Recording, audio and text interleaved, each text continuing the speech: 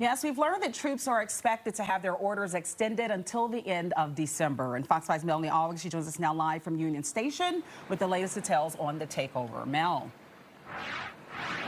Hey, good morning, guys. Well, one thing we do know is President Trump's order calling up the troops is open-ended, and it can really only end this deployment when President Trump, according to the executive order, decides that the deployment is no longer necessary. Now, officials with the National Guard, they're trying to downplay a little bit these reports that troops have had their mission extended, saying at this point it's just a technicality to ensure that they actually get pay and benefits that they've earned. There's a big difference between whether they're deployed for 29 days or 30 days or longer. So we're just trying to get a little bit more information on that. And like we said, it changes every day. Out here at Union Station this morning, we're really not seeing a large presence of National Guard. I've only seen two wandering inside the station this morning, but there still are signs that this deployment throughout the city could be growing and continuing. Recently, troops arrived from South Dakota, bringing to 7 the number of states sending guard to the Joint Task Force D.C.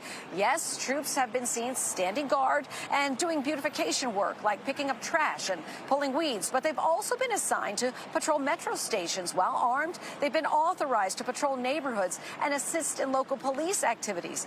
And we do know that their separate Trump executive order now does direct the Department of Defense to actually create a specialized unit within the D.C. National Guard dedicated to ensuring public safety and order in the nation's capital, which presumably could be called up anytime the president wants them, and also saying that each state National Guard must be trained and available to assist with quelling civil disturbances whenever the circumstances necessitate. And it's that language that is really concerning to a lot of civil rights and legal experts. We do know that this week a federal judge said that President Trump's call-up of troops in Los Angeles was illegal because those troops were engaged in law enforcement activities. So a lot of entities looking at that language very carefully, looking at what specifically has the role been of the National Guard in the call-up here in the district, and what their role might be if they are indeed deployed to Illinois or Maryland. Questions of legality, questions here in D.C. Will they get paid on time and what they are supposed to get? Big presence, as you mentioned, maybe not so this morning at Union Station, Mel, but anybody who was on social media yesterday saw that there was some extracurricular activity. There has been involving what appears to be teenagers. So what's going on there?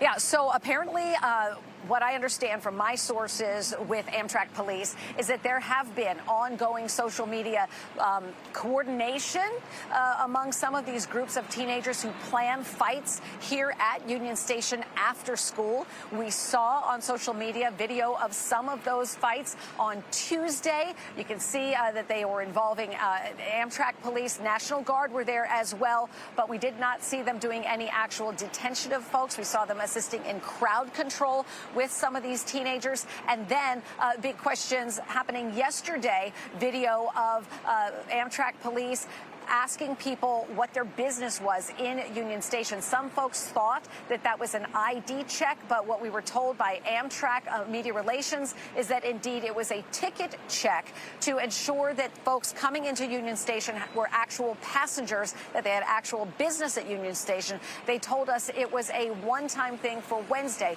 to calm down the situation.